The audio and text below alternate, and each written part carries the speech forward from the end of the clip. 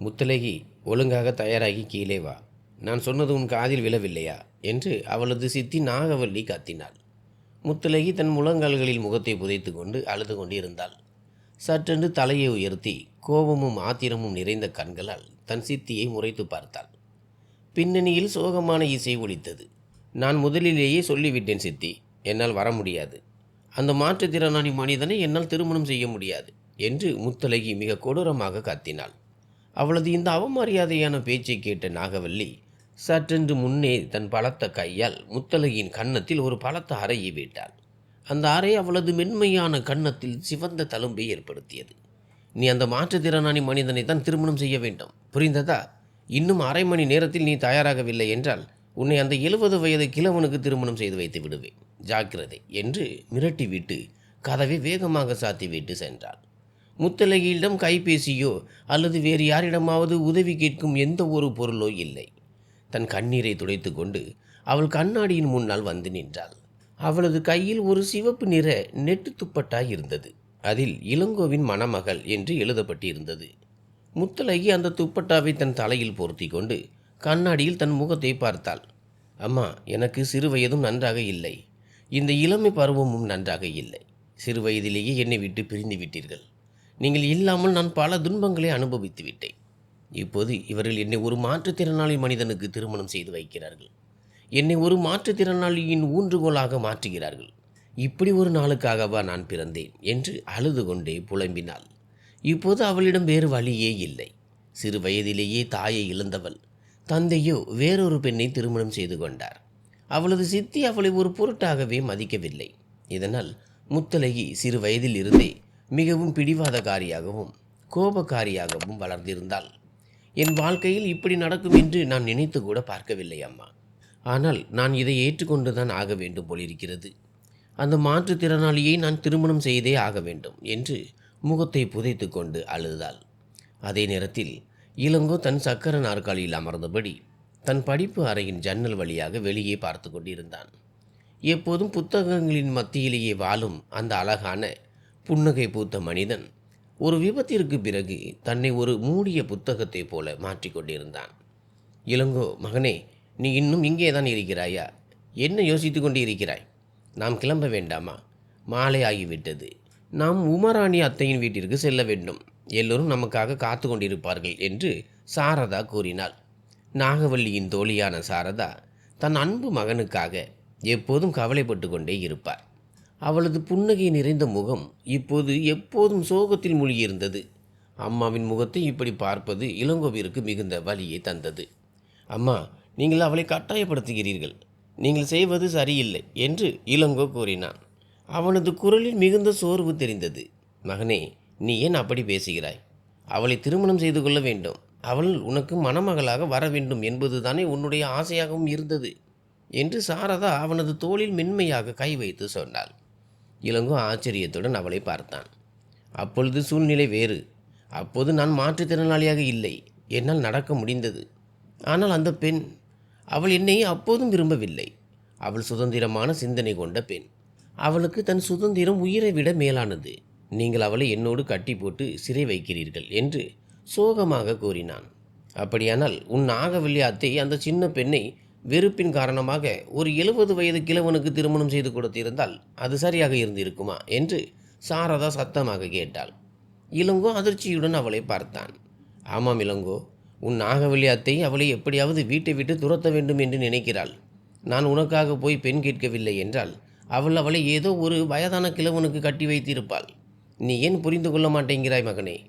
நான் செய்ததெல்லாம் அந்த பெண்ணின் நன்மைக்காகத்தான் என்று கூறிவிட்டு சாரதா அங்கிருந்து சென்றாள். அதே கணத்தில் இளங்கோ ஒரு முடிவெடுத்தான். இனி ஒருபோதும் அவளை தன்னை விட்டு தூர போக அனுமதிக்கக்கூடாது என்று. அன்று இரவு மதுரையில் உள்ள ஒரு பெரிய மண்டபத்தில் நெருங்கிய உறவினர்கள் மற்றும் விருந்தினர்கள் மட்டுமே வந்திருந்தனர். முத்தலகி ஆடைகளை மட்டுமே மாற்றியிருந்தாள். மேக்கப் என்று பார்த்தால் வெறும் லிப்ஸ்டிக் மட்டுமே போட்டிருந்தாள். நகைகள் என்று பார்த்தால் சாரதா கொடுத்த தங்க வளையல்களை மட்டுமே அணிந்திருந்தாள். இளங்கோ தன் கண்களை உயர்த்தி அவளை பார்த்தான். அவளது சிவந்த கண்களிலிருந்து கண்ணீர் துளிகள் வழிந்து கொண்டிருந்தன. அப்போது நாகவல்லி அவளுக்கு இளங்கோவின் மணமகள் என்ற துப்பட்டாவை அணிவித்தாள். திருமண சடங்குகள் முறைப்படி நடந்து முடிந்தன.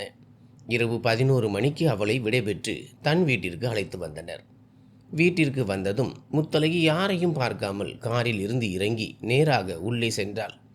1 மணி நேரம் கழித்து இளங்கோ தன் சக்கர நாற்காலியை நகர்த்தி கொண்டு அவளது அறையின் பக்கத்தில் வந்தபோது அறையின் விளக்குகள் அனைத்தும் அணைக்கப்பட்டிருந்தன. ஜன்னல் வழியாக வந்த நில ஒளி மட்டுமே அறைக்குள் வெளிச்சம் தந்தது. இளங்கோ கதவை தட்டினான். நான் உள்ளே வரலாமா? அவனது குரல் மிகவும் மென்மையாக இருந்தது. முத்தழகி கிண்டலான துணியில் தலையசைத்து விளக்குகளை ஆன் செய்தாள். நிச்சயமாக, ஏன் வரக்கூடாது? இது உன்னுடைய அறை. இது என்னுடைய சிறைச்சாலை. நீ இந்த சிறையின் முதலாளி. உள்ளே வா. இதில் என்ன வித்தியாசம் வந்துவிடப் போகிறது என்று மிகவும் குளிர்ந்த குரலில் பேசினாள். இளங்கோ அவளது பேச்சை பொருட்படுத்தாமல் உள்ளே வந்தான். அவளது கோலத்தை பார்த்தான். அவள் இன்னும் அதே சிவப்பு நிற திருமண ஆடையில்தான் இருந்தாள். அவளது தலைமுடி கலைந்து நெற்றி திலகம் ஒரு பக்கமாக சரிந்திருந்தது. அவளுக்கு இருட்டு பிடிக்கும் போல் இருக்கிறது. அதனால்தான் விளக்குகளை அணைத்துவிட்டு அமர்ந்திருந்தாள் என்று இளங்கோ நினைத்து கொண்டான். உன்னை மகிழ்ச்சியாக வைத்திருக்க நான் முயற்சிப்பேன். இந்த அறையில் உனக்கு நிம்மதி கிடைக்கும். நீ உனக்கு பிடித்தபடி வாழலாம். உன் மீது எந்த கட்டாயமும் திணிக்கப்படாது என்று அவன் மென்மையாக சொன்னான். அவன் மென்மையாக பேசியதும் அவள் தலையை உயர்த்தி அவனை பார்த்தாள். நீ எனக்கு மகிழ்ச்சியை கொடுப்பாயா என்று லேசாக புன்னகைத்தாள். தன் சொந்த காலில் கூட நிற்க முடியாத ஒரு மனிதன் எனக்கு மகிழ்ச்சியை கொடுப்பதை பற்றி பேசுகிறான் என்று கசப்பாக சிரித்தாள். இளங்கோ அமைதியாக அவளையே பார்த்து கொண்டிருந்தான். என் பேச்சை கேள். நீ என்னை விட்டு தூரமாக இருப்பதே நல்லது. இல்லையென்றால் உனக்கு தீங்கு விளைவிக்க நான் ஒரு நிமிடம் கூட யோசிக்க மாட்டேன் என்று அவனுக்கும் தனக்கும் இடையே ஒரு சுவரை எழுப்ப முயன்றாள். ஆனால் மிரட்டலுக்கு பயப்படுபவன் இளங்கோ அல்லவே. அவள் அவன் பக்கம் குனிந்து மிரட்டிய போது இளங்கோ சட்டென்று அவளது கையை பிடித்து இழுத்தான். எதிர்பாராத விதமாக அவள் அவனது மடியில் சாய்ந்து விழுந்தாள். இளங்கோ அவளது 2 கைகளையும் பலமாக பிடித்து கொண்டான். கெஞ்சுவதும் புரிய வைப்பதும் ஒரு எல்லை வரைதான். ஆனால் இனிமேல் என்னை மிரட்ட நினைத்தால் இந்த சக்கர நாற்காலியில் அமர்ந்து கொண்டே உன்னை என்னால் என்ன செய்ய முடியும் என்று காட்டிவிடுவேன். உனக்கு சுயநினைவு வரும்போது 2 நாட்களுக்கு நீ இந்த அதிர்ச்சியிலிருந்து மீள மாட்டாய். ஜாக்கிரதை என்றான். சில நிமிடங்களுக்கு முன்பு பலவீனமாகவும் சாதாரண மாற்றுத்திறனாளியாகவும் தெரிந்த ஒரு மனிதன் இவ்வளவு ஆபத்தானவனாக இருப்பான் என்று முத்தழகி கனவிலும் நினைக்கவில்லை. அவள் திமிரி கொண்டு எழ முயன்ற போது இளங்கோ தன் பிடியை தளர்த்தினான். அவள் சட்டென்று தூரமாக சென்று நின்று மீண்டும் பழையபடி அப்பாவி போல மாறிய அவனது முகத்தை ஆச்சரியத்துடன் பார்த்தாள். அவன் உண்மையில் எப்படிப்பட்ட மனிதன் என்று நினைத்து அவளுக்கு பயம் வந்தது. இளங்கோ தன் சக்கர நாற்காலியை நகர்த்தி கொண்டு அறையை விட்டு வெளியேறினான். முத்தழகி வேகமாக மூச்சு விட்டு கொண்டிருந்தாள். அவளுக்கு தன்னை சமாதானப்படுத்திக் கொள்ள நேரம் தேவைப்பட்டது. காலை பொழுது விடிந்தது. அந்த மனிதன் எப்போது அறைக்குள் வருவானோ என்ற பயத்தில் அவள் இரவு முழுவதும் தூங்காமல் விழித்திருந்தாள். அதிகாலையில் அவளுக்கு லேசாக கண் அயர்ந்தது. அவள் ஆழ்ந்த தூக்கத்திற்கு செல்ல முயன்றபோது அறையின் கதவு மெதுவாக திறந்தது. இளங்கோ உள்ளே வந்தான். அவள் திடுக்கிட்டு எழுந்து அமர்ந்தாள். காலை வணக்கம். நீ எழுந்து விட்டாய் என்றால் கீழே வா. காலை உணவிற்காக எல்லோரும் காத்து கொண்டிருக்கிறார்கள் என்று அவன் மிகவும் இயல்பான குரலில் சொன்னான். இரவு நடந்த எதையும் அவன் மனதில் வைத்து கொள்ளவில்லை என்பதை அவளால் நம்ப முடியவில்லை. இரவு முழுவதும் அவன் அறைக்கு வெளியே தான் இருந்தான். இப்போது உள்ளே வரும்போது அவனது முகம் அலர்ச்சியாக இருந்தது. அவளுக்கு ஆச்சரியத்தை தந்தது. மிகவும் நன்றி. ஆனால் இனிமேல் இப்படி என் அறைக்குள் வர வேண்டாம். குறிப்பாக நான் தூங்கும்போது என்று கூறினாள். இரவில் அவன் கொடுத்த மிரட்டலை அவள் மறந்து விட்டாள் போலிருக்கிறது. இளங்கோ ஒரு பெருமூச்சு விட்டான். முத்தழகி தன் கூந்தலை முடிந்து கொண்டே குளியலறைக்கு சென்றாள். அவள் திரும்பி வந்தபோதும் அவன் அங்கேதான் இருந்தான். முத்தழகி அவனை முற்றிலும் புறக்கணிக்க முயன்றாள். ஆனால் அவன் அவளையே பார்த்து கொண்டிருந்தான். முத்தழகி தன் தலைமுடியை காய வைத்து நகைகள் என்று ஒரு வளையலையும் மாலையும் அணிந்து கொண்டாள். அவள் தயாராகி விட்டாள். என்ன, ஏன் அப்படி பார்க்கிறாய் என்று அவனது பார்வையால் எரிச்சல் அடைத்து கேட்டாள். நீ லேசாக லிப்ஸ்டிக் போட்டுக்கொண்டால் இன்னும் நன்றாக இருக்கும் என்று நினைக்கிறேன். போட்டுக்கொள்கிறாயா என்று தன் வழக்கமான பாணியில் கேட்டான். நிச்சயமாக மாட்டேன். நீ சொன்னதற்காக நான் எதையும் செய்ய மாட்டேன் என்று தன் கூந்தலை சரி செய்து கொண்டே சொன்னாள். அவன் லேசாக சிரித்தான். நிச்சயமாக நான் சொன்னால் நீ ஏன் செய்ய போகிறாய்? ஆனால் திருமணத்திற்கு அடுத்த நாள் காலை ஒரு பெண் மேக்கப் இல்லாமல் வெளியே வந்தால் குறும்புக்கார சொந்தக்காரர்கள் என்ன நினைப்பார்கள் தெரியுமா? இரவில் கணவனுக்கும் மனைவிக்கும் இடையே அதிக காதல் கலந்த ரொமான்ஸ் நடந்திருக்கிறது. அதனால்தான் லிப்ஸ்டிக் அடைந்திருக்கிறது என்று நினைப்பார்கள் என்று லேசான புன்னகையுடன் கூறிவிட்டு சக்கர நாற்காலியை நகர்த்தி கொண்டு வெளியே சென்றான். அவள் வாயடைத்து போய் மூடிய கதவையே பார்த்து கொண்டிருந்தாள். வெட்கமில்லாத மனிதன் என்று தலையசைத்து கொண்டே யாராவது தவறாக நினைத்துவிடக்கூடாதே என்று உடனே லிப்ஸ்டிக் போட தொடங்கினாள். உணவு மேஜையில் விருந்தினர்கள் அனைவரும் கூடியிருந்தனர். நேற்று எவ்வளவு மோசமான நாளாக இருந்தாலும் இன்று எல்லோரின் சிரிப்பொலியும் பார்க்கும்போது முத்தழகிக்கு மனநிலை ஓரளவு நன்றாக இருந்தது. ஆனால் அவளது சித்தி நாகவல்லி அவளை குத்தி காட்ட தவறவில்லை.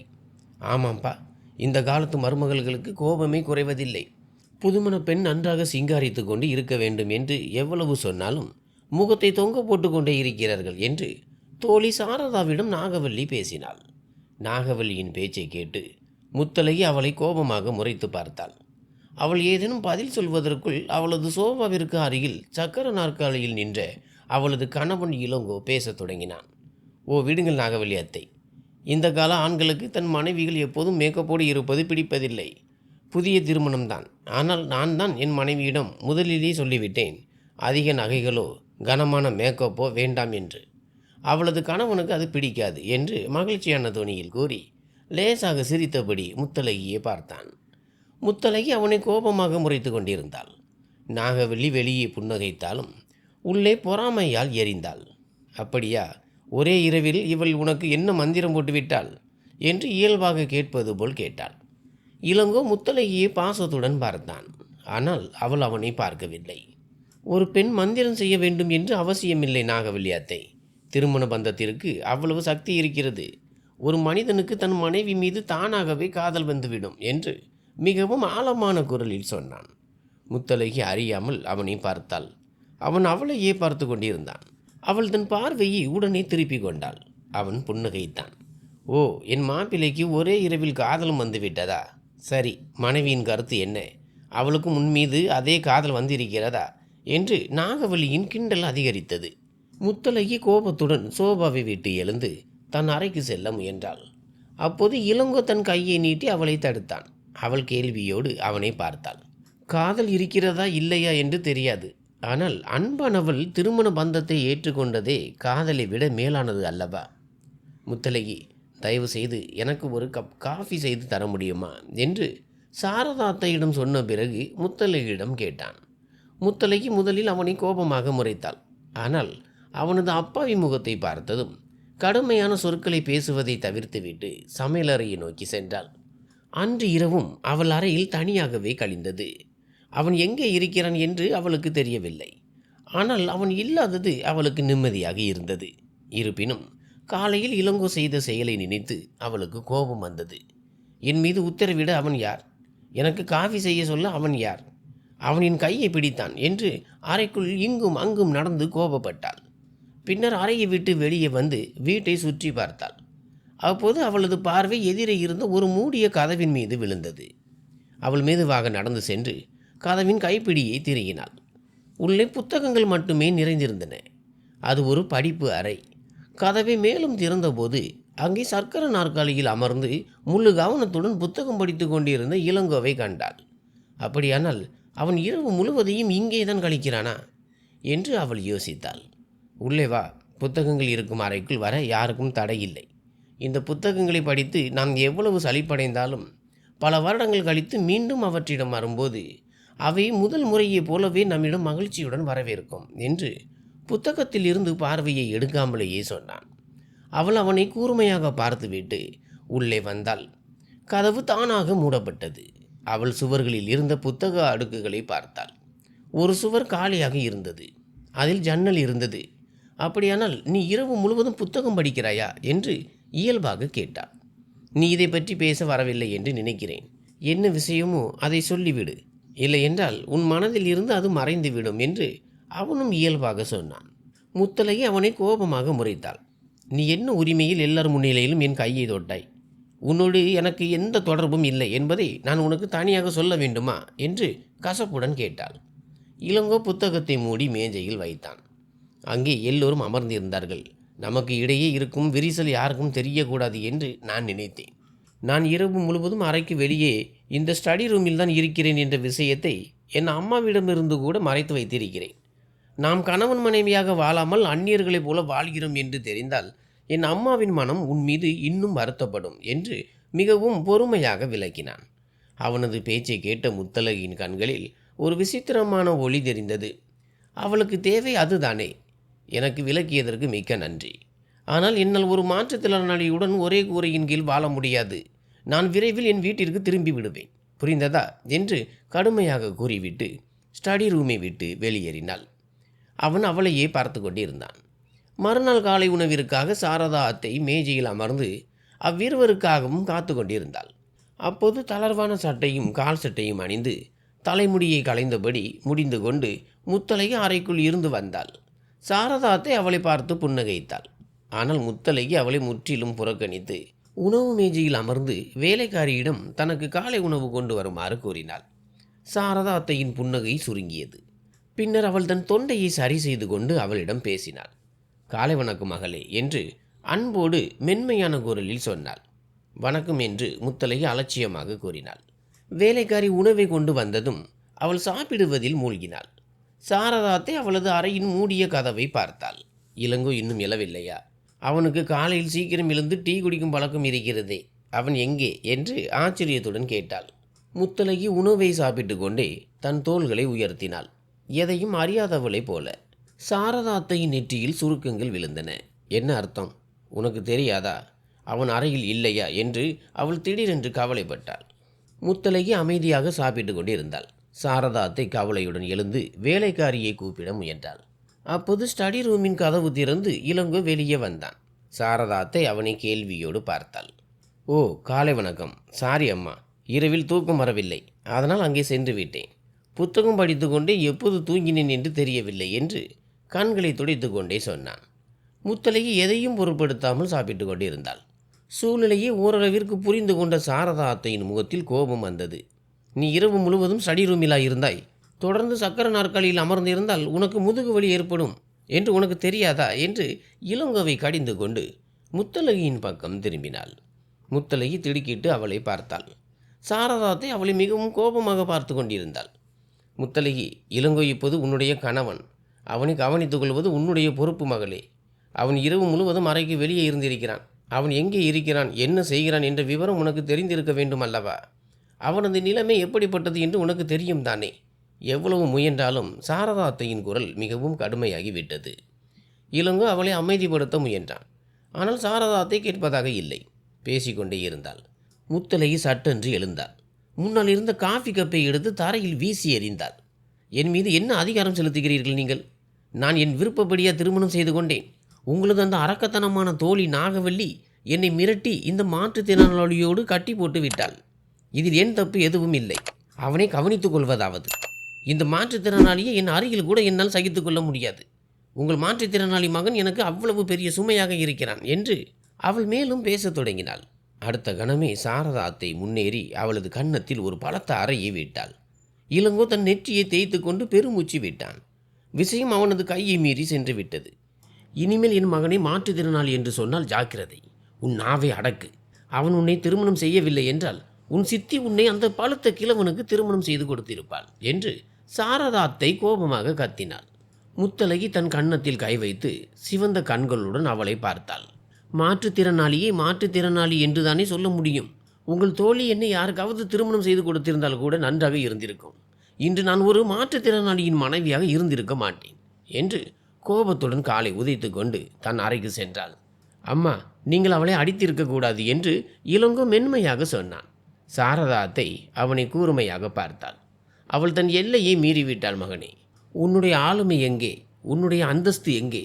அவளது தந்தை வைத்திருக்கும் சொத்தை நினைத்துதானே அவள் ஆடுகிறாள். அந்த அளவிற்கு இணையான தொகையை நீ ஒவ்வொரு வருடமும் ஏழைகளுக்கு தர்மமாக வழங்கி வருகிறாய் என்பதை அவளுக்கு புரியவை என்று கூறிவிட்டு சாரதா அத்தை உள்ளே சென்றாள். இளங்கோ தனியாக நின்றான். அவன் அறைக்குள் வந்தபோது அவள் தன் முழங்கால்களில் முகத்தை புதைத்து அழுது கொண்டிருந்தாள். அவளது நிலையை பார்த்து இளங்கோ மிகவும் வருத்தப்பட்டான். முத்தழகி, அத்தை செய்ததற்காய் நான் உன்னிடம் மன்னிப்பு கேட்டுக்கொள்கிறேன் என்று அவன் கூறினான். அவனது குரலில் வெட்கமும் குற்ற உணர்வும் கலந்திருந்தது. முத்தழகி அவனை கோபமாக முறைத்தாள். இங்கிருந்து போ, என் இந்த நிலைக்கு காரணமே நீதான் என்று கத்தினாள். இது என்னுடைய அறையும் தான் முத்தழகி. சரி, நான் போகிறேன். ஆனால் எனக்கு ஒன்று சொல், எவ்வளவு நாட்களுக்கு நீ இந்த உறவை விட்டு ஓடுவாய்? உன் அனுமதி இல்லாமல் உன்னை தொடமாட்டேன், உன் அருகில் வரமாட்டேன் என்று சொல்லிவிட்டேன் அல்லவா? பிறகு என்ன பிரச்சனை? நாம் இருவரும் நல்ல நண்பர்களாக வாழக்கூடாதா என்று அவன் புரிய வைக்கும் தொனியில் கேட்டான். அவள் அவனை பார்த்தாள். நண்பர்களா? என் நண்பர்கள் மத்தியில் என்னை எவ்வளவு கேலி செய்தார்கள் தெரியுமா? எனக்கு ஒரு மாற்றுத்திறனாளியுடன் திருமணம் நடந்துவிட்டது என்று அவர்கள் சிரிப்பார்கள். நீ நடக்கக்கூட முடியாது, நான் உன்னை விட்டு போனால் கூட உன்னால் என் பின்னால் வர முடியாது என்று என் நண்பர்கள் சொல்வார்கள். நான் கீழே விழுந்தால் உன்னால் என்னை காப்பாற்ற முடியாது. உன்னோடு என்னால் ஷாப்பிங் செல்ல முடியாது. செக்யூரிட்டியின் உதவியோடு நீ என்னுடன் வெளியே வந்தாலும் உன்னை பாதுகாக்கும் பொறுப்பு எனக்கு தான் இருக்கும். நீ எனக்கு ஒரு சுமையாக மாறிவிட்டாய் இளங்கோ. நீ என் வாழ்க்கையையே பாழாக்கி விட்டாய் என்று அழுது கொண்டே கத்தினாள். இளங்கோ சில வினாடிகள் அவளையே பார்த்து கொண்டிருந்தான். பின்னர் அங்கிருந்து நகர்ந்து சென்றான். அன்று மாலை நடக்கவிருந்து அவர்களது திருமண வரவேற்பு ரத்து செய்யப்பட்டது. ஏனெனில் சாரதா அத்தையின் துபாய் உறவின பெண் ஒருவருக்கு உடல்நிலை மிகவும் மோசமடைந்ததால் சாரதா அத்தை அவசரமாக புறப்பட வேண்டியிருந்தது. எனவே வீட்டில் இருவர் மட்டுமே எஞ்சியிருந்தனர். உன் மீது எனக்கு எந்த எதிர்பார்ப்பும் இல்லை. இருந்தாலும் நீ இப்போது இந்த வீட்டின் ஒரு உறுப்பினர் என்பதால் உனக்கு சொல்கிறேன். என் மகன் யாரையும் சார்ந்து வாழ்பவன் அல்ல. அவன் தன் வேலைகளை வேலைக்காரர்களின் உதவியோடு தானே செய்து கொள்வான். ஆனால் அவனது சில மருந்துகளின் விவரம் எனக்கு மட்டும்தான் தெரியும். இந்த மருந்துகளை நினைவில் வைத்துக்கொண்டு அவனுக்கு கொடுத்து விடு. அவன் சரியான நேரத்திற்கு சாப்பிட்டு விடுவான் என்று சாரதா அத்தை தன் கோபத்தை மறந்து இயல்பான தொனியில் கூறினாள். முத்தழகி அமைதியாக அவளை பார்த்து கொண்டிருந்தாள். ஆமாம், இதில் ஒரு மருந்து விடுபட்டாலும் இளங்கோவின் உடல்நிலை மிகவும் மோசமாகிவிடும். எனவே தயவு செய்து அவனை கவனித்துக்கொள். சற்று நேரத்தில் சமையல்கார பெண் அவனுக்கு உணவு தயாரித்து விடுவாள். அதை அவனிடம் கொடுத்து விடு, அவன் சாப்பிட்டு கொள்வான் என்று மிகவும் மென்மையாக கூறிவிட்டு சாரதா அத்தை ஓட்டுநருடன் விமான நிலையத்திற்கு புறப்பட்டாள். முத்தழகி தன் அறைக்கு வந்து கதவை பூட்டி கொண்டாள். தொலைக்காட்சியில் சத்தமாக ஒரு படத்தை ஆன் செய்து நொறுக்கு தீனி சாப்பிட்டு கொண்டே அதில் மூழ்கினாள். வேலைக்காரி கதவை தட்டிய போதும் அவள் அதை முற்றிலும் புறக்கணித்தாள். இரவு 11 மணி அளவில் படம் முடிந்ததும் அவள் ஏதேனும் சாப்பிடலாம் என்று அறையை விட்டு வெளியே வந்து சமையலறைக்கு சென்றாள். அப்போது வேலைக்காரி உணவு மேஜையின் நாற்காலியில் அமர்ந்திருப்பதை கண்டாள். முத்தழகியை பார்த்ததும் அவள் சட்டென்று எழுந்தாள். நீ ஏன் இன்னும் இங்கே இருக்கிறாய்? வேலைக்காரர்கள் தங்கும் அறைக்கு ஏன் செல்லவில்லை என்று கேட்டாள். வேலைக்காரி கவலையுடன் அவளை பார்த்தாள். அம்மா, இளங்கோ ஐயாவின் உடல்நிலை மிகவும் மோசமாகிவிட்டது. டிரைவர் அவரை மருத்துவமனைக்கு அழைத்து சென்றிருக்கிறார் என்றாள். அதை கேட்டு முத்தழகி முதலில் ஆச்சரியம் அடைந்தாள். பின்னர் அலட்சியமாக தன் தோள்களை உயர்த்திட்டு சமையலறையை நோக்கி சென்றாள். இரவு உணவிற்காக பிரியாணி செய்யப்பட்டிருந்தது. அவள் ஒரு தட்டில் பிரியாணியை எடுத்துக்கொண்டு கரண்டியை வைத்து தன் அறைக்கு திரும்ப முயன்றாள். வேலைக்காரி கவலையுடன் அவளுக்கு பின்னால் வந்தாள். அம்மா, நீங்கள் அவருக்கு மருந்து கொடுக்கவில்லை தானே? அதனால்தான் அவரது உடல்நிலை மிகவும் மோசமாகிவிட்டது என்றாள். முத்தழகி சட்டென்று நின்று அவளை கோபமாக பார்த்தாள். நான் அவனுக்கு மருந்து கொடுக்க அவனது வேலைக்காரியை போலவா தெரிகிறேன் உனக்கு? நீயே கொடுத்திருக்க வேண்டியது தானே என்று கோபமாக கூறினாள். வேலைக்காரி பயத்துடன் தன் தலையை குனிந்தாள். அம்மா, மருந்துகள் அனைத்தும் உங்கள் அறையில் தானே இருந்தன. நான் 2-3 முறை வந்தேன். நீங்கள் கதவை திறக்கவே இல்லை என்றாள். வேலைக்காரியின் பேச்சை கேட்டு முத்தழகி அமைதியானாள். சரி, உன்னுடைய ஐயா வந்ததும் அவரை வேறொரு அறைக்கு செல்ல சொல். என்னை யாரும் தொந்தரவு செய்யக்கூடாது என்று கூறிவிட்டு தன் அறைக்குள் சென்று கதவை சாத்தினாள். வேலைக்காரி அவளை வெறுப்புடன் பார்த்தாள். 2 நாட்கள் கடந்தன. முத்தழகியின் எல்லை மீறிய அலட்சியத்தால் விரக்தியடைந்த இளங்கோ தானே வேறொரு அறைக்கு மாறிக்கொண்டான். இப்போது அவனது அறையில் அவனுக்கு என்று எதுவும் இருக்கவில்லை. அவனை கவனித்து கொள்ளும் ஆண் வேலைக்காரனின் அம்மா இறந்து விட்டதால் அவன் தன் கிராமத்திற்கு சென்று விட்டான். பழைய பெண் வேலைக்காரியும் தன் குழந்தையின் உடல்நிலை சரியில்லை என்று விடுப்பில் சென்று விட்டாள். சமையல்காரன் வந்து சமைத்து விட்டு மட்டும் சென்றான். மற்றொரு வேலைக்காரி வீட்டை சுத்தம் செய்துவிட்டு சென்றாள். இளங்கோ தன் அறையில் தனியாகவே இருந்தான். மறுபுறம் முத்தழகி தன் பழைய வழக்கத்திற்கு திரும்பியிருந்தாள். ஷாப்பிங் செல்வது, வெளியே சாப்பிடுவது, நண்பர்களுடன் ஊர் சுற்றுவது என்று அவளுக்கு தன் கணவனை பற்றிய கவலையே இல்லை. இப்போதும் அவள் டின்னரை முடித்துவிட்டு வீட்டிற்கு வந்தபோது அவளது கைபேசி ஒலித்தது. திரையை பார்த்தபோது அது இளங்கோவின் அம்மாவின் அழைப்பு. அவள் அதை அலட்சியமாக படுக்கையின் மீது எறிந்துவிட்டு குளிக்க சென்றாள். திரும்பி வந்தபோதும் தொடர்ந்து அழைப்புகள் வந்து கொண்டே இருந்தன. அவள் எரிச்சலுடன் ஃபோனை எடுத்தாள். சொல்லுங்கள் அத்தை என்று அலட்சியமாக கேட்டாள். முத்தழகி, மகளே, இளங்கோ எப்படி இருக்கிறான்? அவன் ஏன் என் ஃபோனை எடுக்கவில்லை? அவனிடம் என்னை பேச வைக்க முடியுமா என்று சாரதா அத்தை கவலையுடன் கேட்டாள். முத்தழகி பெருமூச்சு விட்டாள். அவன் தூங்கி கொண்டு இருப்பான் அத்தை. என்ன அர்த்தம்? நீ வெளியே இருக்கிறாயா? அவன் உன்னோடு இல்லையா என்று சாரதா அத்தை இன்னும் கவலைப்பட்டாள். சரி, லைனில் இருங்கள், நான் பேச வைக்கிறேன் என்று ஃபோனை அங்கேயே வைத்துவிட்டு அறையை விட்டு வெளியே வந்தாள். அடுத்த அறையில் பார்த்தபோது அவன் அங்கே இல்லை. ஸ்டடி ரூமிலும் இல்லை. அப்படியானால் அவன் எங்கே சென்றான்? அவள் வீடு முழுவதும் தேடினாள். அப்போது அவளது பார்வை வரவேற்பறை பக்கத்தில் விழுந்தது. அங்கே இளங்கோ சக்கர நாற்காலியில் இருந்து கீழே விழுந்து கிடந்தான். அவன் மயக்க நிலையில் இருந்தான். முத்தழகிக்கு தன் மூச்சே நின்று விட்டது போல் இருந்தது. அவள் ஓடி வந்து அவன் அறையில் அமர்ந்தாள். இளங்கோ, இளங்கோ, என்னாச்சு உனக்கு என்று கத்தினாள். டிரைவர் மற்றும் செக்யூரிட்டியின் உதவியோடு அவனை மருத்துவமனைக்கு அழைத்து சென்றாள். அவனுக்கு சுயநினைவு இல்லை. மருத்துவர் அவளை பார்த்து கேட்டார், நீங்கள் இவருக்கு என்ன உறவு? முத்தழகி தன்னை கட்டுப்படுத்தி கொண்டு மனைவி என்றாள். என்ன மாதிரியான மனைவி நீங்கள்? இவரை உங்களால் ஒழுங்காக கவனித்துக் கொள்ளக்கூட முடியாதா? ஒரே வாரத்தில் இவர் 2 முறை மிகவும் மோசமாக நோய்வாய்ப்பட்டு இருக்கிறார். இவருக்கு மருந்துகளை ஏன் சரியான நேரத்திற்கு தருவதில்லை? மருந்து அவனது உடலில் செல்லவில்லை என்றால் அது எவ்வளவு ஆபத்தானது தெரியுமா? இது நீங்கள் சாதாரணமாக நினைக்கிறீர்களா? இவர் இறந்து போகக்கூட வாய்ப்பு இருக்கிறது என்று மருத்துவர் கடுமையான குரலில் கூறினார். மருத்துவரின் கடைசி வார்த்தையை கேட்டதும் முத்தலையின் காதுகள் அடைப்பது போல் இருந்தது. அவள் ஸ்ட்ரெச்சரில் படுத்துக்கொண்டு கூரையை பார்த்து கொண்டிருந்த இளங்கோவை பார்த்தாள். இது இவருடைய புதிய மருந்து. இதை சரியான நேரத்திற்கு கொடுங்கள், இல்லை என்றால் விரைவில் இவரை நீங்கள் இழக்க நேரிடும் என்று மருத்துவர் மருந்து சீட்டை கொடுத்தார். முத்தழகி அமைதியாக இருந்தாள். வீட்டிற்கு வந்ததும் அவள் முதலில் இளங்கோவிற்கு உணவு ஊட்டினாள். ஆனால் அவன் சாப்பிட மறுத்தான். என் பேச்சை கேள், அதிகமாக அடம்பிடிக்காமல் அமைதியாக இதை சாப்பிடு என்று அவள் அவனுக்கு கண்களை காட்டி மிரட்டினாள். இளங்கோ அவளை முறைத்து பார்த்தான். இப்போது ஏன் என் மீது இவ்வளவு அக்கறை காட்டுகிறாய்? நான் உன்னை விட்டு பிரிய வேண்டும் என்றுதானே நீ ஆசைப்படுகிறாய் என்றான். நிச்சயமாக, ஆனால் நான் ஒரு விதவை என்று அழைக்கப்படுவதை விட விவாகரத்து பெற்றவள் என்று அழைக்கப்படுவதையே விரும்புவேன் என்று முணுமுணுத்து கொண்டே உணவை அவனது வாயருகே கொண்டு சென்றாள். இளங்கோ அவளை முறைத்து கொண்டே அமைதியாக சாப்பிட்டான். இந்த உன் மருந்து, ஒழுங்காக தூங்கு, காலையில் வந்து செக் பண்ணுவேன் என்று கூறிவிட்டு கதவை வேகமாக சாத்திவிட்டு சென்றாள். இளங்கோ அமைதியாக மூடிய கதவையே பார்த்து கொண்டிருந்தான்.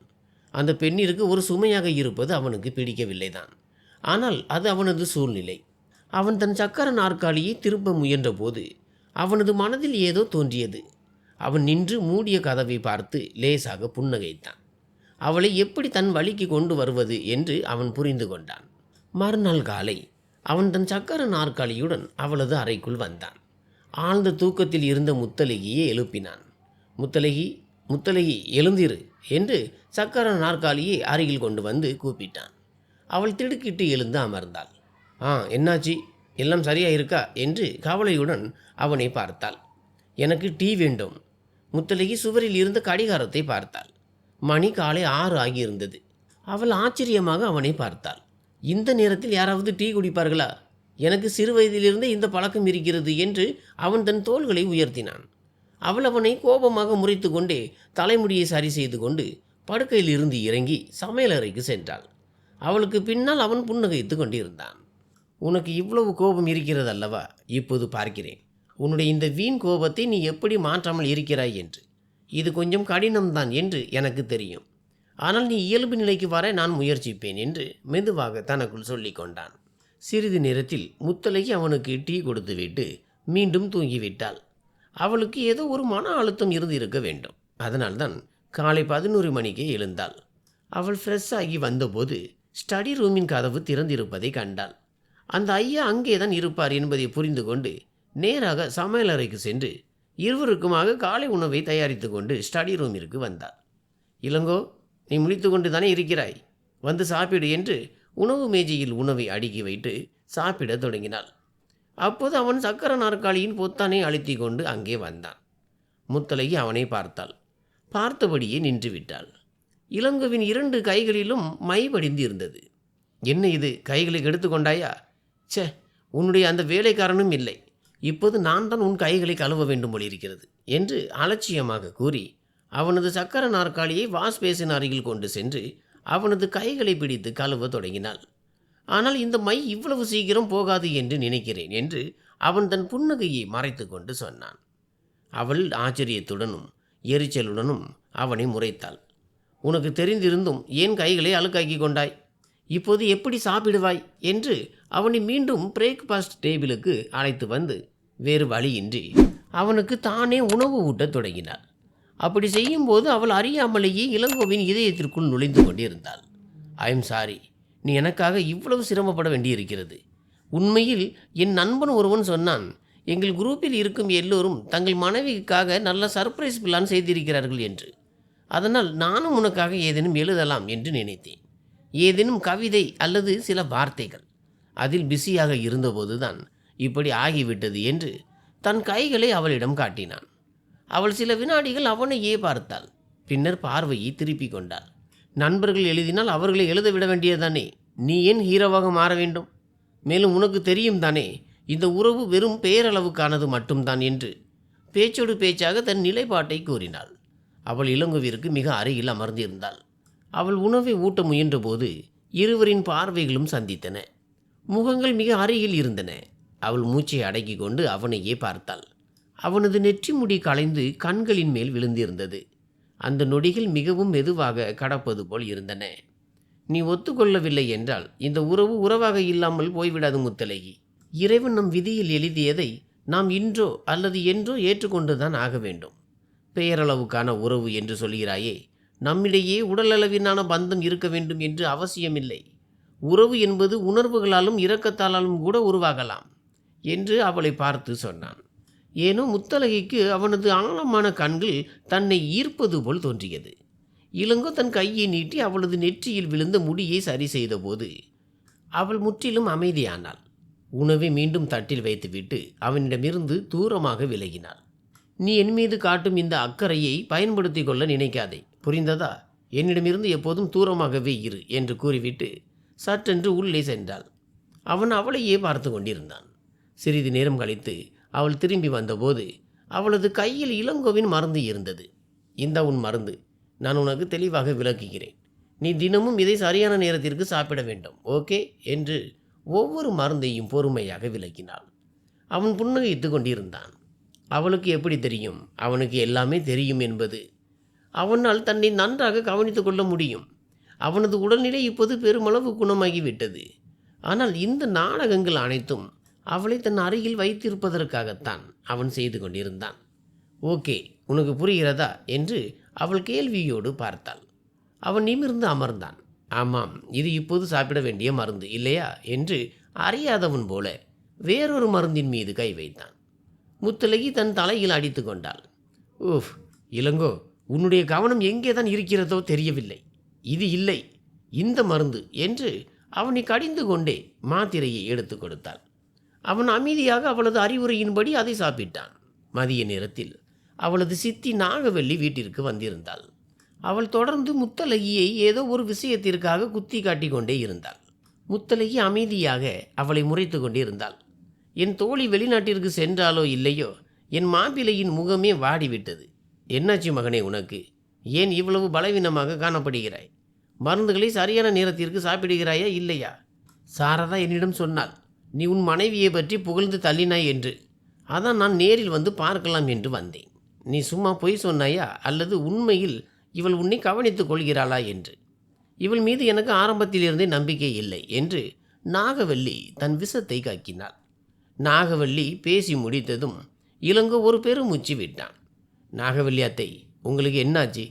திருமணத்திற்கு முன்பு பெண்கள் பிடிவாதமாகத்தான் இருப்பார்கள். நீங்களும் அப்படித்தானே இருந்தீர்கள். அம்மா என்னிடம் சொல்லியிருக்கிறார், நீங்கள் கல்லூரியில் படிக்கும்போது எல்லோரையும் மிரட்டி வைத்தீர்கள் என்று. மக்கள் உங்களுக்கு பயந்தார்கள். ஆனால் திருமணத்திற்கு பிறகு பாருங்கள், நீங்கள் எவ்வளவு மாறிவிட்டீர்கள். அதனால்தான் நீங்கள் எனக்கு பிடித்த அத்தை என்று சொல்கிறேன். இன்று இளங்கோ நாகவல்லியின் கையை பிடித்து ஐஸ் வைத்தான். முத்தலகி அலட்சியமாக கண்களை உருட்டினாள். நாகவல்லியின் நெளிந்த கழுத்து இன்னும் நிமிர்ந்தது. ஆமாப்பா, என்னை பற்றி பேசவே வேண்டாம். இந்த கால பெண்கள் என்னோடு போட்டி போட முடியுமா என்ன என்று தன் தலைமுடியை சரி செய்து கொண்டே சொன்னாள். இளங்கோ ஆழமாக புன்னகைத்தான். நிச்சயமாக நாகவல்லி அத்தை, நீங்கள் உலகிலேயே நம்பர் 1 அத்தை என்று இளங்கோ பாசத்தோடு அவளது கையில் முத்தமிட்டான். அவள் புன்னகைத்தாள். முத்தலகிக்கு அவர்களின் இந்த பாச நாடகத்தை பார்த்து எரிச்சலாக இருந்தது. சரி சரி, அதை விடுங்கள். உங்களுடைய விஷயத்தை சொல்லுங்கள். எப்போது ஒரு நல்ல செய்தியை சொல்லப் போகிறீர்கள்? எனக்கு என்று சொந்த குழந்தை எதுவும் இல்லை. இவளும் என்னை சித்தியாக கூட மதிக்கவில்லை. உன்னை மட்டும்தான் நான் என் சொந்த பிள்ளையாக நினைக்கிறேன். எப்போது எனக்கு பேரன் பேத்தி செய்தியை சொல்லப் போகிறாய் என்று கேட்டாள். குழந்தையை பற்றிய பேச்சு வந்ததும் இளங்கோ அறியாமல் முத்தழகியை பார்த்தான். முத்தழகி சற்றென்று நின்று ஆச்சரியத்துடன் இருவரையும் பார்த்தாள். நாகவல்லி அத்தை, குழந்தை என்பது விதியை பொறுத்தது. நீங்கள் பிரார்த்தனை செய்யுங்கள், இறைவன் எங்களுக்கும் குழந்தையை கொடுப்பான் என்று இளங்கோ அந்த பேச்சை மாற்ற முயன்றான்.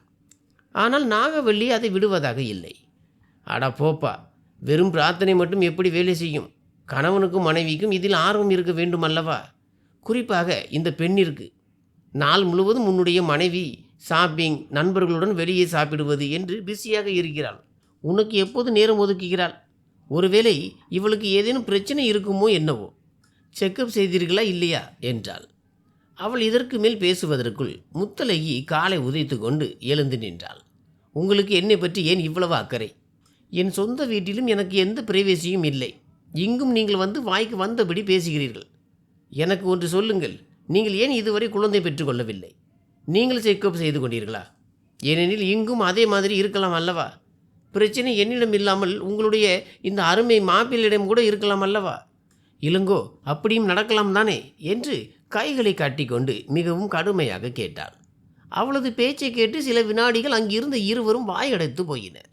இந்த பெண்ணிற்கு எவ்வளவு வாய் நீளுகிறது பாருங்கள். என் மாப்பிள்ளையின் நற்குணத்தையும் அப்பாவிதனத்தையும் பயன்படுத்தி கொண்டு நீ என்ன வேண்டுமானாலும் செய்வாயா? நான் தான் முதலிலேயே சாரதாவிடம் சொன்னேன், இவளை நம் இளங்கோவிற்கு பெண் கேட்க வேண்டாம் என்று. ஆனால் அவள் என் பேச்சை கேட்கவில்லை. இப்போது பார், இவள் எவ்வளவு வாதாடுகிறாள் என்று. இவள் அந்த 70 வயது கிழவனுக்கு தான் தகுதியானவள். அவன் இவளை அடித்து உதைத்து சரி செய்திருப்பான். அப்போதாவது இவளுக்கு புத்தி வந்திருக்கும். இப்போது ஒரு நல்ல கணவன் கிடைத்து விட்டான் என்பதால் தலைகால் தெரியாமல் ஆடுகிறாள் என்று நாகவல்லி கோபத்துடன் முணுமுணுத்தாள். பதிலுக்கு முத்தழகியும் அவளுடன் கடுமையாக வாதாடினாள். நாகவல்லி கோபத்துடன் அங்கிருந்து சென்றாள்.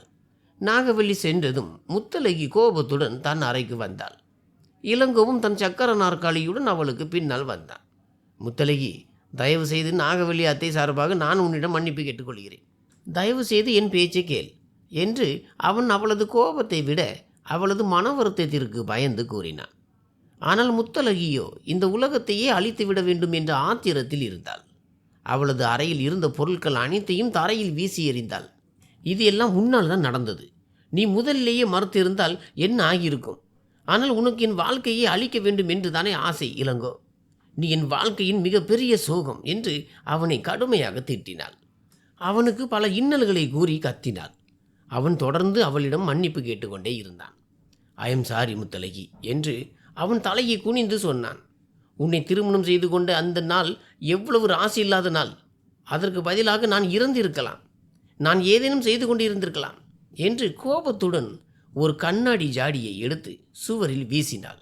ஐ எம் சாரி, தயவு செய்து அமைதியாக இரு என்று அவன் கெஞ்சினான். Sorry sorry sorry, just shut up. என்ன சாரி?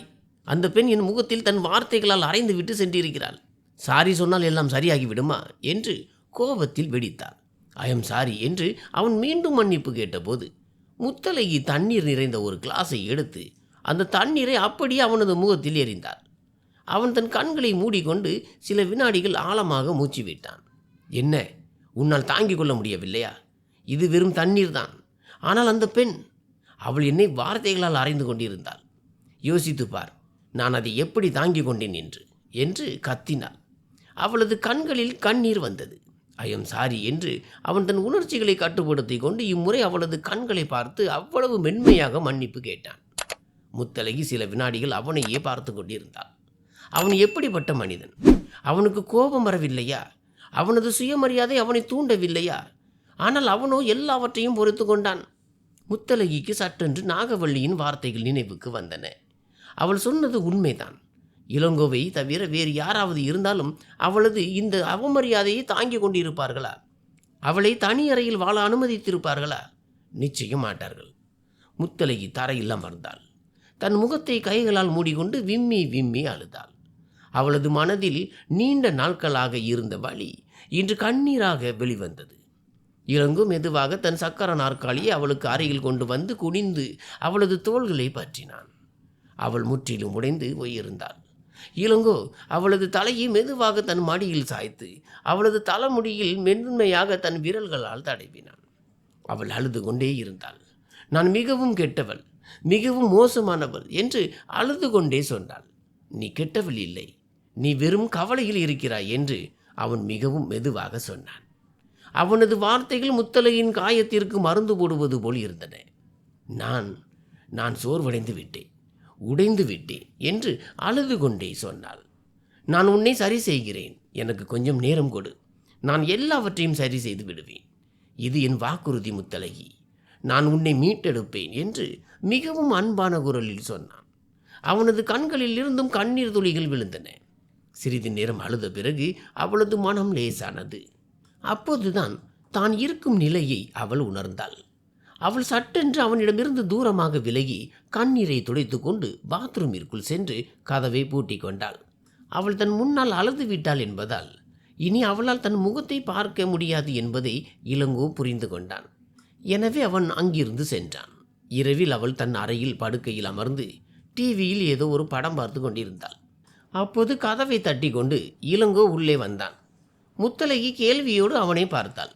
முத்தலகி, இன்று இரவு 8 மணிக்கு எனக்கு ஒரு ஆன்லைன் மீட்டிங் இருக்கிறது. தயவுசெய்து எனக்கு இந்த சட்டையை மாற்றிவிட முடியுமா? எல்லோரும் ஆன்லைனில் இருப்பார்கள், நான் ஃபார்மல் செட் அணிய வேண்டும் என்று அவன் அவசரமாக பேசினான்.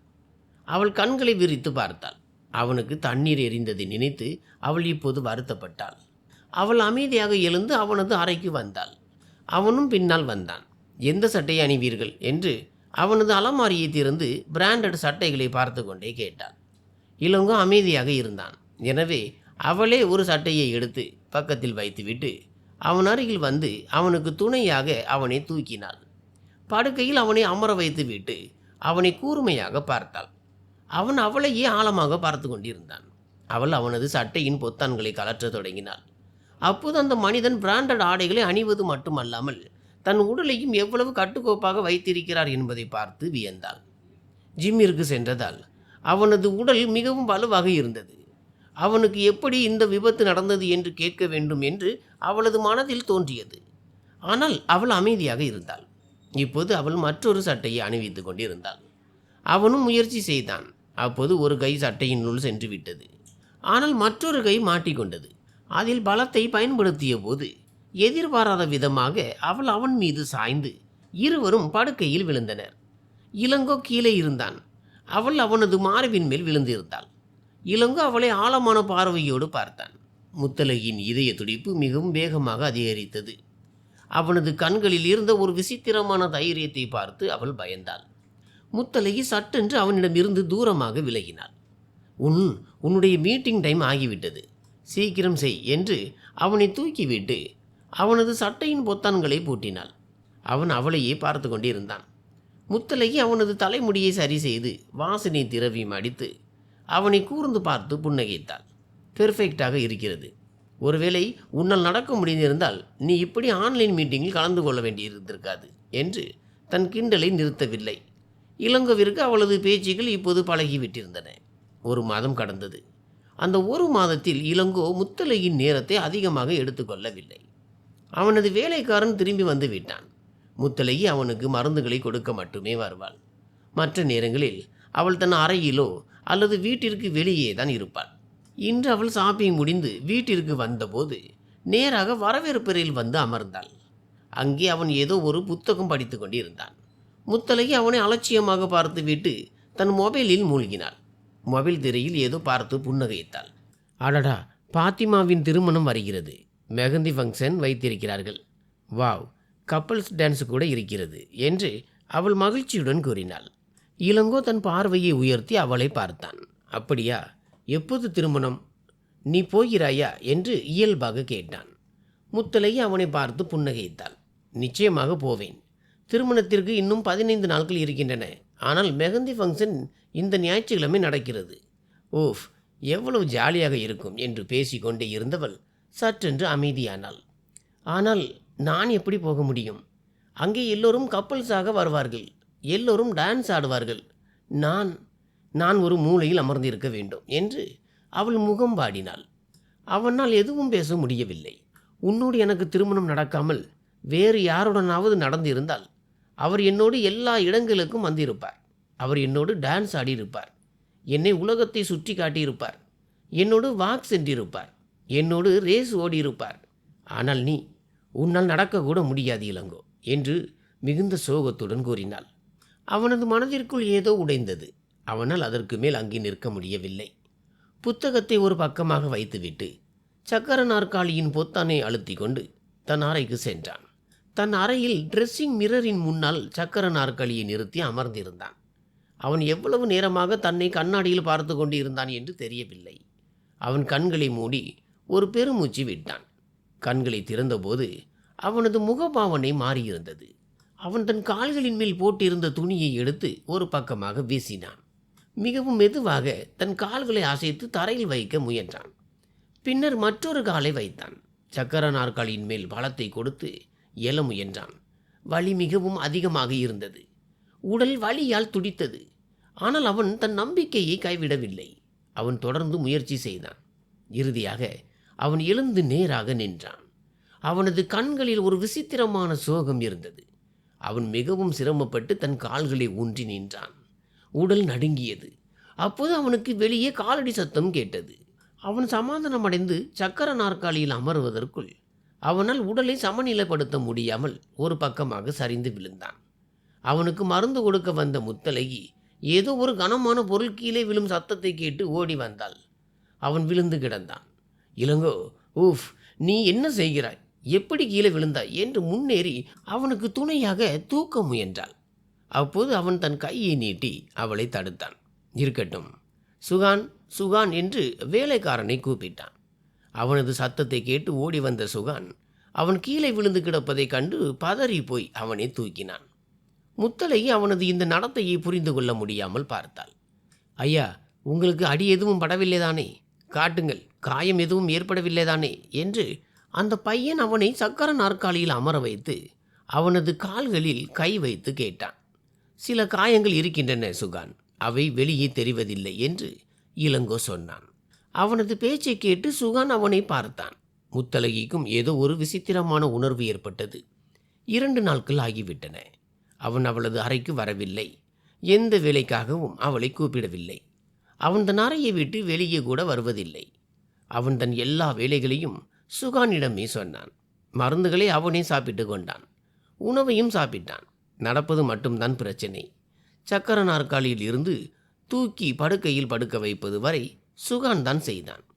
முத்தழகியும் அவனது நலனை பற்றி கேட்க துணியவில்லை. ஆனால் இன்று அவள் தன் அறையில் ஜன்னல் வழியாக பார்த்தபோது அவன் புல்வெளியில் அமர்ந்திருப்பதை கண்டாள். முன்னால் இருந்த மேஜையில் லேப்டாப் இருந்தது. அவன் சக்கர நாற்காலியில் அமர்ந்திருந்தான். லேப்டாப்பில் சாரதா அத்தையுடன் வீடியோ கால் பேசிக்கொண்டிருந்தான்.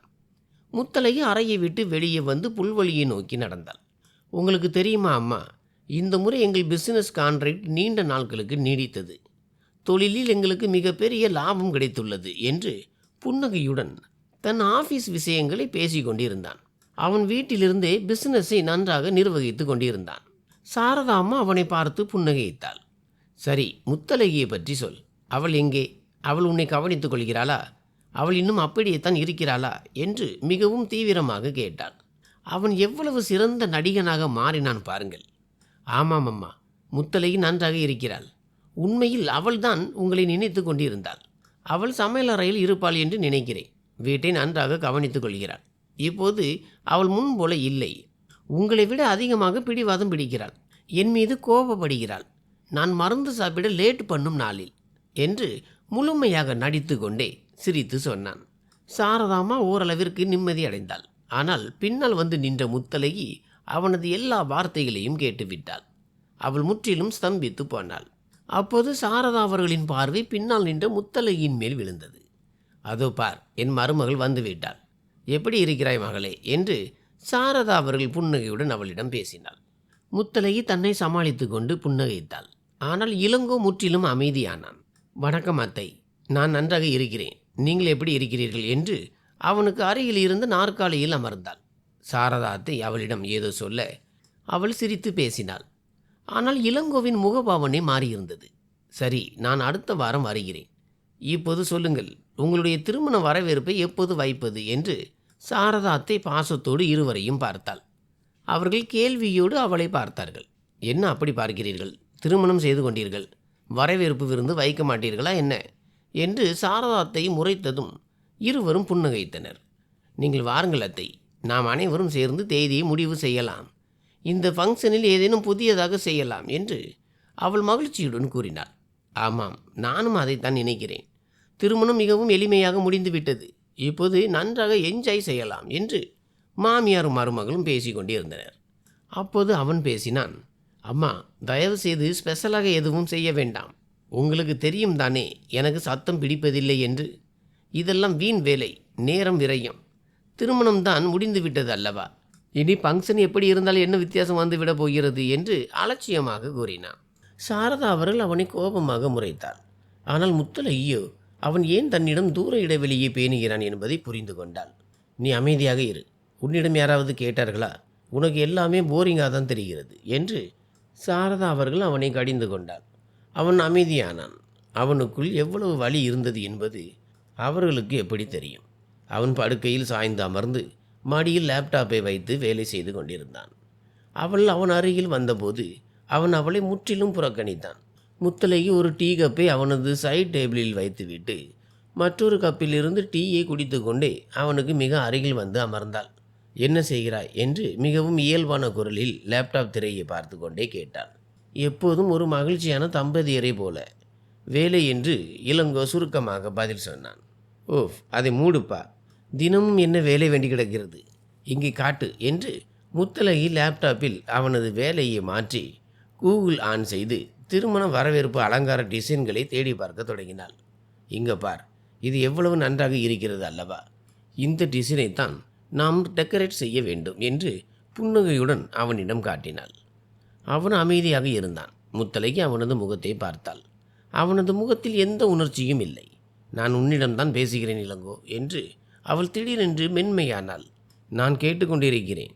நீ சொல்லும் இந்த டிசைன் ஒன்றாக சேர்ந்து நடக்கும் தம்பதிகளுக்காக சிறப்பாக உருவாக்கப்பட்டது என்பதையும் பார்த்து கொண்டிருக்கிறேன் என்று அவளை பார்த்துவிட்டு லேப்டாப்பை மூடிவிட்டு அங்கிருந்து நகர்ந்து சென்றான். முத்தழகியின் தலை தானாகவே குனிந்தது. நான் உன்னிடம் அப்படி பேசியிருக்கக்கூடாது, ஐ எம் சாரி என்று மிகவும் மெதுவான குரலில் சொன்னாள். ஒருவேளை அவள் தன் வாழ்க்கையிலேயே முதல் முறையாக ஒருவரிடம் மனதார மன்னிப்பு கேட்டிருக்கலாம். நீ அம்மாவிடம் சொன்னாய் அல்லவா, உனக்கு இந்த முறை ஏதேனும் ஸ்பெஷலாக வேண்டும் என்று. நான் உனக்கு இதுவரை எதுவுமே கொடுத்ததில்லை. ஆனால் நம்முடைய வரவேற்பு நாளில் நான் மிகவும் ஸ்பெஷலாக ஏதேனும் செய்ய போகிறேன் என்று அவன் சொன்ன தொனியை கேட்டு முத்தழகி அவனை பார்த்தாள். அவளது கண்களில் பயம் இருந்தது. நீ என்னிடம் என்று அவளால் அதற்கு மேல் பேச முடியவில்லை. வார்த்தைகள் வாயிலேயே நின்றுவிட்டன. நீ விவாகரத்து பெற்றுக்கொள்ளலாம். நான் உன்னை விவாகரத்து செய்ய வேண்டிய அவசியமில்லை. ஆனால் அந்த ஸ்பெஷலான விஷயம் வேறு ஒன்று என்று கூறிவிட்டு மீண்டும் தன் வேலையில் மூழ்கினான். முத்தழகியின் பயம் அதிகரித்தது. ஒரு வாரம் எப்படியோ கடந்தது. சாரதாத்தை வீட்டிற்கு திரும்பி விட்டாள். வரவேற்புக்கான ஏற்பாடுகள் தொடங்கின. சாரதாத்தை வருவதற்கு ஒரு நாளைக்கு முன்பு அவ்விருவரும் மீண்டும் ஒரே அறைக்கு வந்தனர். அவன் வழக்கமாக வேறொரு அறையில்தான் இருப்பான். ஆனால் அம்மாவிடம் காட்ட வேண்டும் என்பதற்காக இரவில் முத்தழகியின் அறைக்கு வந்து விடுவான். அது வேறு விஷயம். அவன் இரவு முழுவதும் தூங்காமல் ஸ்டடி ரூமில் தான் புத்தகம் படித்து கொண்டிருப்பான். இன்று மாலை அவர்களது திருமண வரவேற்பு. விருந்தினர்கள் அனைவரும் ஹாலிற்கு வந்துவிட்டனர். இளங்கோ சொன்னதற்கிணங்க சாரதா அத்தை முத்தழகியை பார்லரில் இருந்து வீட்டிற்கு அழைத்து வந்துவிட்டு தான் மட்டும் ஹாலிற்கு சென்று விட்டாள். இளங்கோ தாங்கள் இருவரும் டிரைவருடன் பிறகு வருவதாக சொல்லியிருந்தான். அதனால் அவர்கள் இன்னும் வீட்டிலேயே இருந்தனர். முத்தழகி தன் அறையில் கண்ணாடியின் முன்னால் நின்று தன்னை தானே பார்த்து கொண்டிருந்தாள். அவள் சாம்பல் நிற எம்ப்ராய்டரி செய்யப்பட்ட கவுன் அணிந்திருந்தாள். ஏனோ இன்று அவள் மிகவும் வித்தியாசமாக உணர்ந்தாள். இன்று அவள் தன்னை இளங்கோவின் மணமகளாக பார்த்து ஒரு விசித்திரமான உணர்வுக்கு ஆளாகியிருந்தாள். அடுத்த அறையில் அவன் இருந்தான். ட்ரெஸ்ஸிங் மிரரின் முன்னால் சக்கர நாற்காலி இருந்தது. அவன் ஃபார்மல் ஷர்ட் மற்றும் பேண்ட் அணிந்து அதில் அமர்ந்து கண்ணாடியில் தன் முகத்தை பார்த்து கொண்டிருந்தான். அவன் கடந்த 2 மணி நேரமாக இதே வேலையை செய்து கொண்டிருந்தான். சாரதா அவர்களிடமிருந்து எத்தனை ஃபோன்கள் வந்துவிட்டன. ஆனால் ஒவ்வொரு முறையும் இன்னும் 10 நிமிடங்களில் கிளம்பி விடுவோம் என்றே சொன்னான். அவன் ஒரு பெருமூச்சு விட்டான்.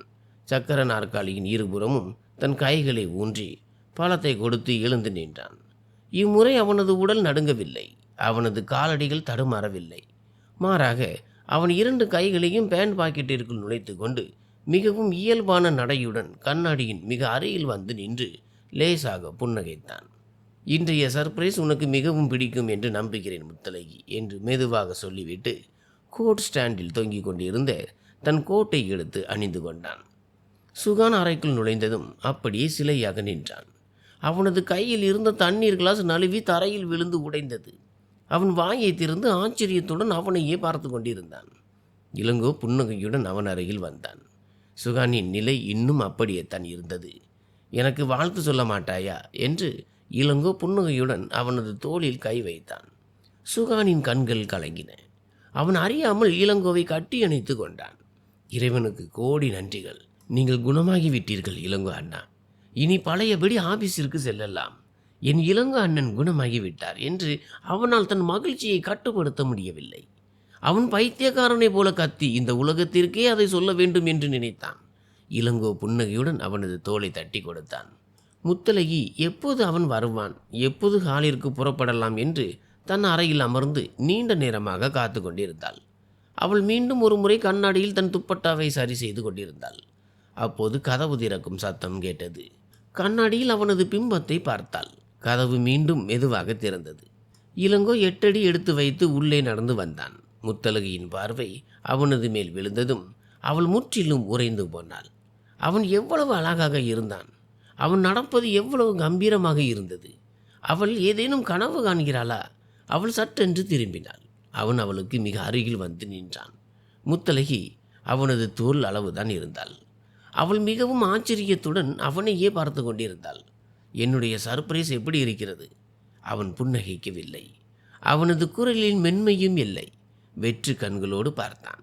உன்னால் நடக்க முடியுமா என்று அவள் இன்னும் ஆச்சரியத்தில் இருந்தாள். நீ என்ன நினைத்தாய்?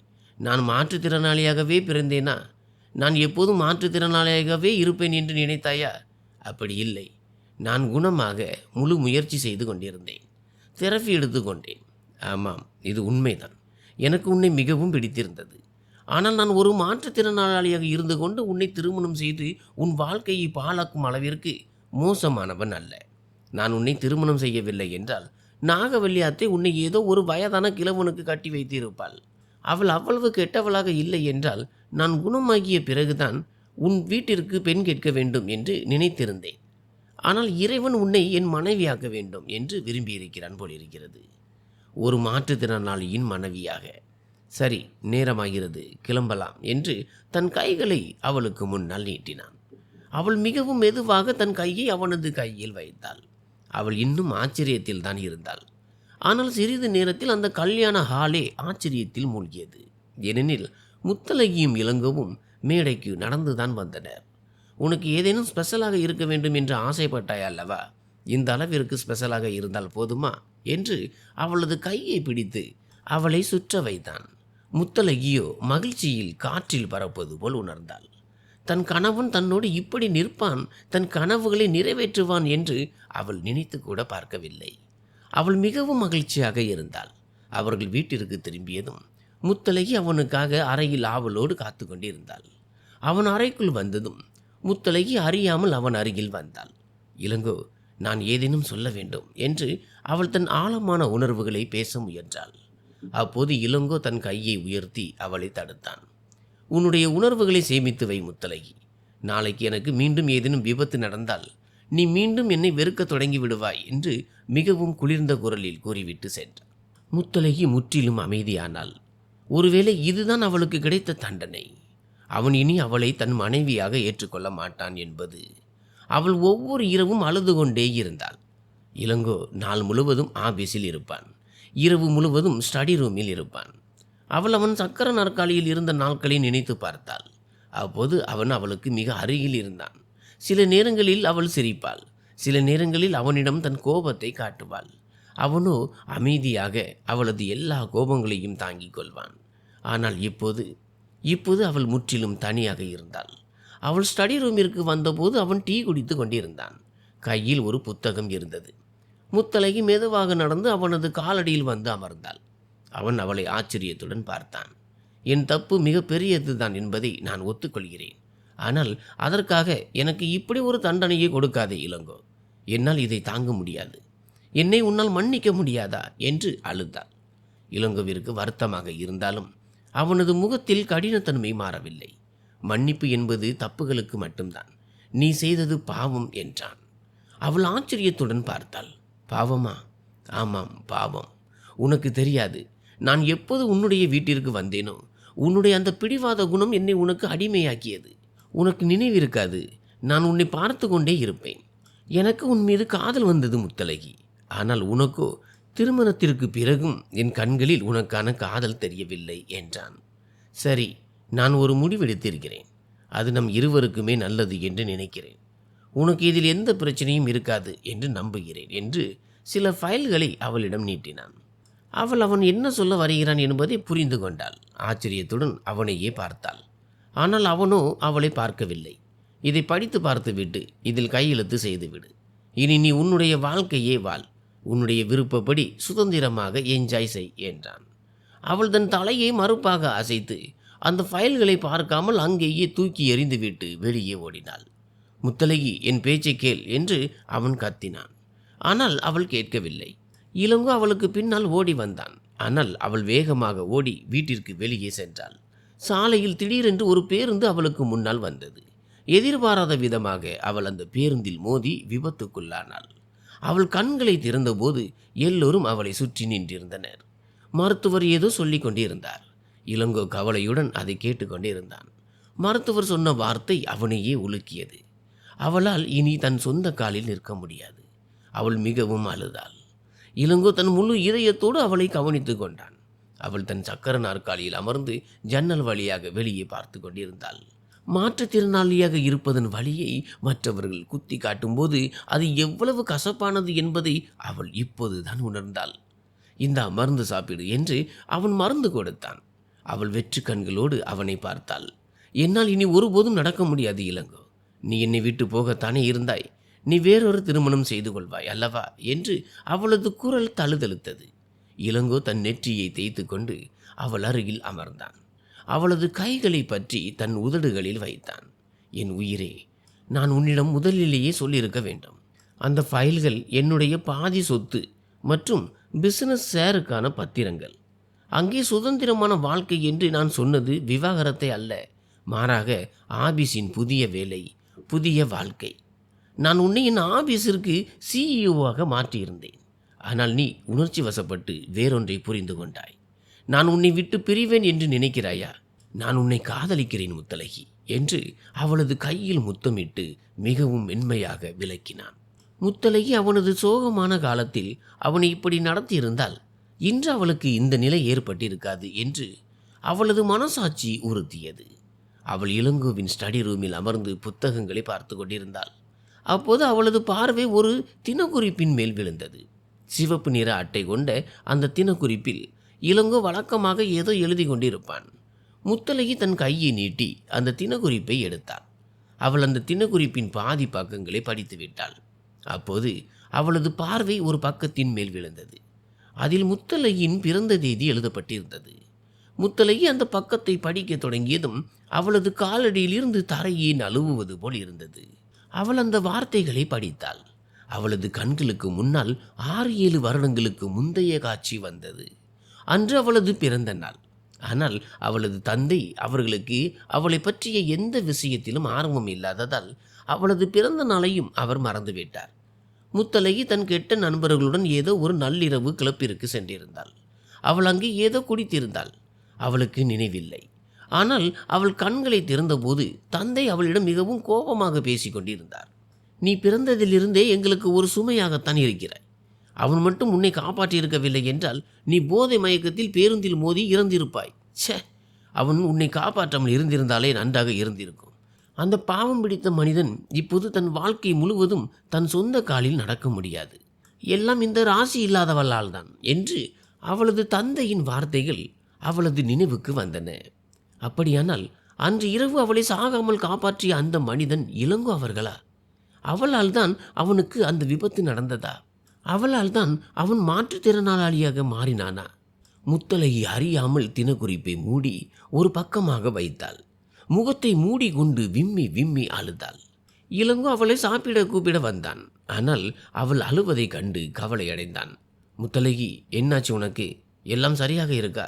ஏன் அழுகிறாய்? எங்கேனும் வலிக்கிறதா? ஏதேனும் சொல் முத்தழகி என்று கவலையுடன் கேட்டான். அப்போது முத்தழகி அறியாமல் அவனது மார்பில் சாய்ந்து கொண்டாள். அவள் மிகவும் கொடூரமாக அழுது கொண்டிருந்தாள். என்னால் தான் உனக்கு அவ்வளவு பெரிய இழப்பு ஏற்பட்டது இளங்கோ. நீ ஏன் என்னிடம் எதையும் சொல்லவில்லை? நீ இதையெல்லாம் எப்படி தாங்கிக் கொண்டாய்? எல்லாவற்றிற்கும் என்னை மன்னித்து விடு இளங்கோ. தயவு செய்து என்னை மன்னித்து விடு என்று அவள் தன் குற்ற உணர்வில் துடித்தாள். இளங்கோ அவளது தலையில் லேசாக முத்தமிட்டான். பின்னர் விலகினான். நீ உன்னுடைய காதலை என்னிடம் சொல்லிவிடு, நான் உன்னை மன்னித்து விடுகிறேன் என்று மிகவும் அன்போடு சொன்னான். அவளது அழுகை நின்றதும் அவள் சிரித்தாள். நான் உன்னை காதலிக்கிறேன் என்று அவள் பாசத்தோடு சொன்னாள். இளங்கோ பதிலுக்கு அவளுக்கு ஒரு முத்தம் கொடுத்தான். அவன் அவளது சக்கர நாற்காலியை வெளியே புல்வெளிக்கு அழைத்து சென்றான். இரவின் மழை அவ்விருவரையும் நனைத்தது. இளங்கோ அவளை தன் கைகளில் தூக்கினான். மழையில் நனைந்தபடி அவள் புன்னகைத்தாள். இளங்கோ அவளை தூக்கி கொண்டு அறைக்குள் வந்து படுக்கையில் படுக்க வைத்தான். இளங்கோ, நீ என்னை விட்டு போக மாட்டாய் அல்லவா என்ற பயம் அவளுக்கு எப்போதும் இருந்தது. நீ எனக்கு எல்லா சூழ்நிலையிலும் சம்மதம்தான் முத்தழகி. மேலும் நான் உன்னிடம் ஒன்று சொல்ல மறந்துவிட்டேன். நீ குணமடைவதற்கான வாய்ப்புகள் அதிகமாக இருப்பதாக மருத்துவர் சொல்லியிருக்கிறார். நீ விரைவில் உன் சொந்த காலில் நிற்பாய் என்று புன்னகையுடன் கூறி அவள் அருகே குனிந்தான். முத்தழகி தன் முழு உலகத்தையும் அவனிடம் ஒப்படைத்தாள். இது ஒரு விசித்திரமான கதை. ஒரு மாற்றுத்திறனாளியின் மனைவியாக மாறிவிட்டோமே என்று வருத்தப்பட்ட ஒரு பெண், தன் கணவனிடம் மிகவும் மோசமாக நடந்து கொண்ட ஒரு பெண், அவளுக்கு எப்படி தெரியும் அவளால் தான் மாற்றுத்திறனாளியாக மாறினான் என்பது? இப்போது அவன் தன் சொந்த காலில் நின்று விட்டான். முத்தழகியின் சோதனை காலம் தொடங்கியிருந்தது. ஏனெனில் இப்போது அந்த மாற்றுத்திறனாளி நிலை முத்தழகியின் பங்கிற்கு வந்திருந்தது. ஆனால் இளங்கோ அவர்களோ அவளை தன் உயிர் போல கவனித்து கொண்டான். அவள் விரைவில் குணமடைவாள் என்ற நம்பிக்கையோடு கதை நிறைவடைகிறது. நன்றி.